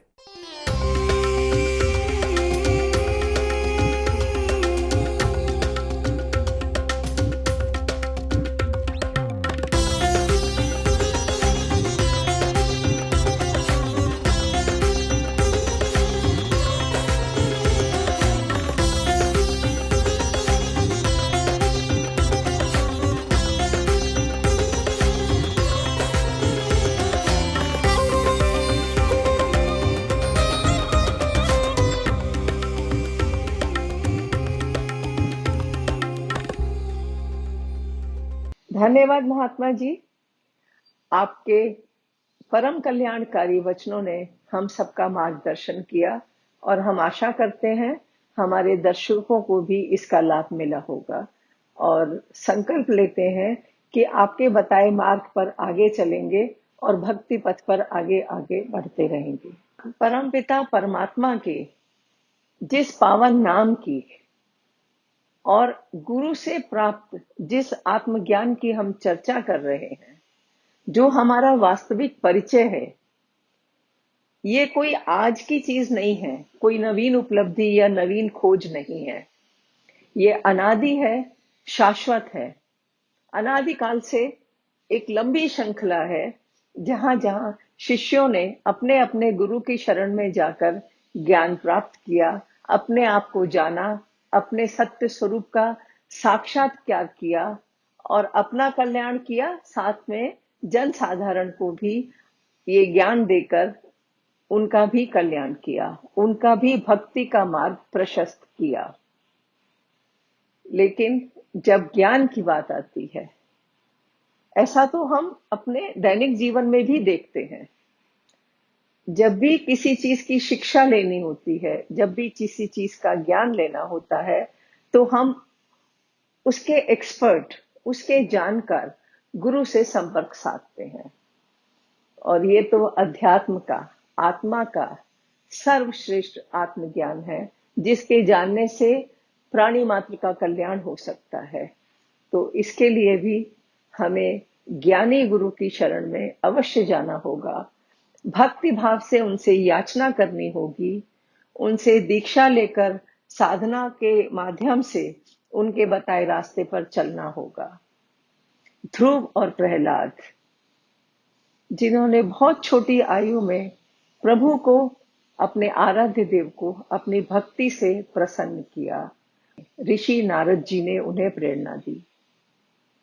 यही ज्ञान, यही नाम भगवान राम ने त्रेता युग में शबरी को दिया, जो नवधा भक्ति के नाम से आज भी सबका मार्गदर्शन कर रहा है। जब द्वापर युग में भगवान विष्णु के 8वें अवतार भगवान श्री कृष्ण आए, तो उन्होंने अपने मित्र, अपने सखा, अपने संबंधी अर्जुन को इस ज्ञान से लाभान्वित किया। और न केवल अर्जुन को, बल्कि अर्जुन के माध्यम से युग युगांतर तक यह ज्ञान मानव जाति का मार्गदर्शन करता रहेगा। किसी भी समय में यह ज्ञान अप्रासंगिक नहीं रहा। हर समय इस ज्ञान की आवश्यकता रही। हर समय, हर युग में इस ज्ञान ने लोगों का कल्याण किया।